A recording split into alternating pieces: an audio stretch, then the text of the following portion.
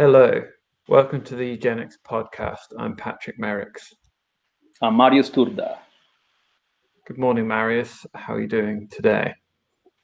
Very well, Patrick. Good morning. I hope you're well. Certainly am. So, today we're talking about premarital certificates, a connection to eugenic past and the role they play in societies across the world today.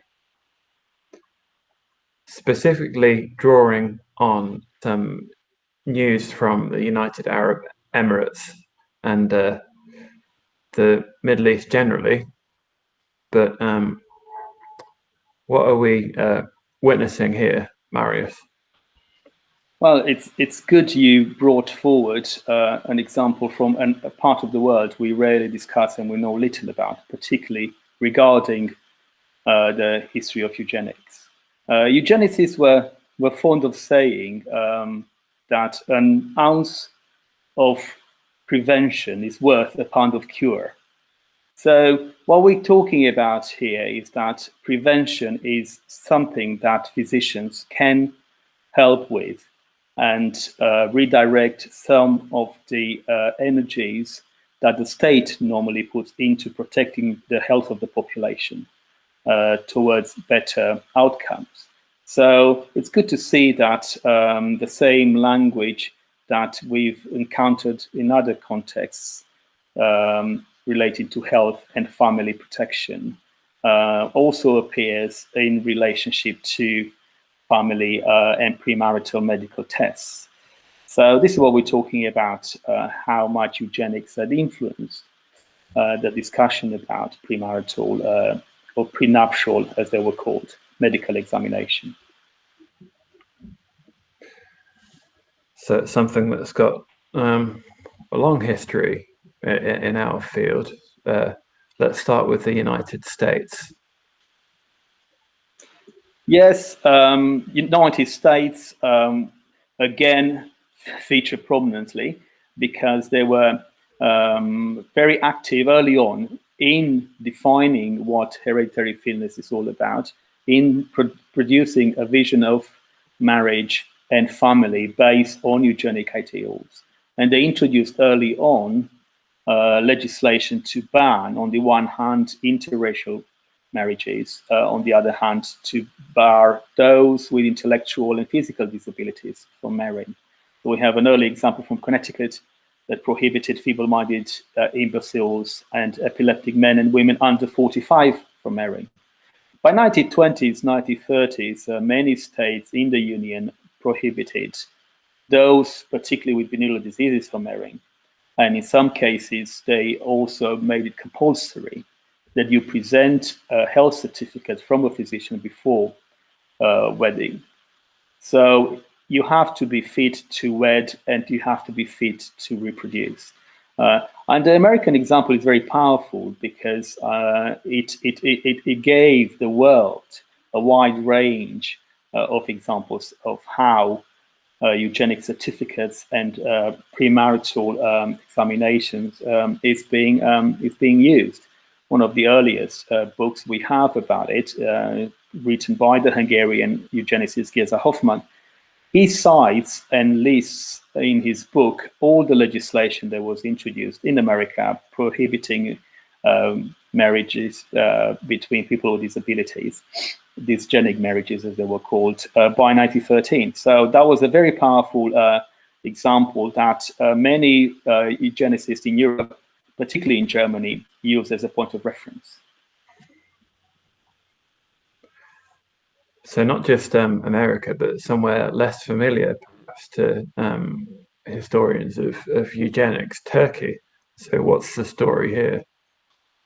Yeah, that's very important to note that the debate about prenuptial medical examination, whether compulsory or voluntary, really cut across a geographical divide. So if we look at Turkey during the interwar period, Turkey emerging as a modern state under Kemal Atatürk, they were very keen to introduce medical examination. They made it compulsory in 1925. And the language, as you can see, is the language you've encountered in other contexts. It is about the health of society. It is about the future of the race. It is about protection. So they were very concerned, particularly with venereal diseases and tuberculosis. Pre-nuptial medical examination and the eugenic rationale behind it fit into bigger and broader aims of the regimes, of course, that dealt with natalism, childcare, and social hygiene. And it's good to look at some examples. So we mentioned two eugenicists here, Sadi Irmak and Kerim Gökay, not only because they were very much influenced by debates in other parts of the world, particularly in Germany. Both of them studied in Germany. So they're influenced by the German debate on eugenics, sterilization, racial hygiene, and medical examinations. But also because they're very important public figures in Turkey. So Irmak was Prime Minister of Turkey between 1974-75. And Gökay was a mayor and governor of Istanbul between 49 and 57. So they very important public figures, but both of them were physicians. Both of them were very keen participants in the debate about prevention, social hygiene, and medical examination before marriage that indeed occupied the minds of many eugenicists during the interwar period. But also we have what's been termed Latin countries. Is it any different in these countries, different focuses, or what are we looking at here? In many ways, the Latin and the South American countries were influenced by European examples, particularly by French and Italians. French eugenicists were very keen early on to lobby for the introduction of mandatory premarital examinations. So that's something that the French eugenic movement promoted. They tried to implement it in the 1920s. It was only in the 1940s that was, in fact, introduced. But we also have other figures within the broader eugenic movement. And one very important example comes from Czechoslovakia. And the Czech eugenicist Aškovec was very keen to write about the need for premarital examination. Early on, he already advocated this in 1902, and then he made it central to the Czech eugenic movement. But you have across Europe other examples. The Romanian and the Italian eugenicists also supported the need for health examination before marriage, and they endorsed what can be said to be the sanitary control of marriage.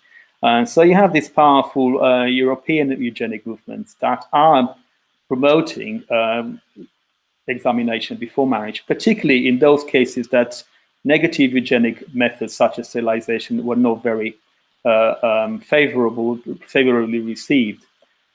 So we have the examples of Romania and Italy or of France. So Latin American countries then, of course, engaged in this wide debate about premarital examinations. By 1930s, many countries in the South America introduced various forms of prenuptial examinations, but it all varies. So Argentina, for example, introduced this in 1936, but it made it compulsory, but it only made it compulsory for men and only applied to those with venereal diseases. So there is a wide degree of variations in terms of who is affected by it, how it is being carried out, and what are the aims. So it's important to note that variety and diversity of options that existed. But by early 1940s, we can see a number of countries adopting compulsory medical examination before marriage. France, I mentioned already, Romania, Croatia, Hungary, and so on. So as we return to present day, we picked up on an example coming out of Kenya. So it's interesting to note that today it's not always dictated by the state, but there are connections to sort of the church, to cultural movements, but still this focus on genetics and future generations persists. Yeah, there's an interesting transition that happens during the 1950s when premarital examination is being gradually replaced by genetic screening. So genetic counseling becomes very popular, and genetic screening for hereditary diseases becomes very important. So the emphasis is being put on voluntary medical examinations and voluntary genetic screening. However, there's still a very powerful move towards getting a medical certificate before marriage. In some cases, like China, for example, it was compulsory until 2003. So until 2003, about 20 million Chinese marriages happened during 1 year. And they all had to have a medical certificate. In other cases, the emphasis is put on trying to direct the couple who wants to wed and reproduce towards what eugenicists from the very beginning were arguing for: a very healthy relationship on the one hand, but at the same time looking towards the future, healthy offspring. And so this is now more about, it's less about prevention, it's more about trying to understand what can be cured and in what way. So we'll see this evolving even more so. The more genetic screening is able to afford a number of hereditary diseases. Now, of course, sickle cell disease is very prevalent, and it's also very easily identifiable by genetic screening. But there are a number of other diseases that now are coming onto the list. So we'll see this emerging. And I suppose the state may not play a very important role anymore in dictating the parameters of how the health of the family should be like. However, individuals, I think, will still continue to look at it through the prism of certain eugenic ideas that relate to health, hygiene, and healthy offspring. A brave new world. Well, thanks, Marius, Indeed. for another fascinating talk today, and thanks to everyone for watching. So once again, Marius, thanks, and we'll see you next time. Thank you, Patrick. Till next time.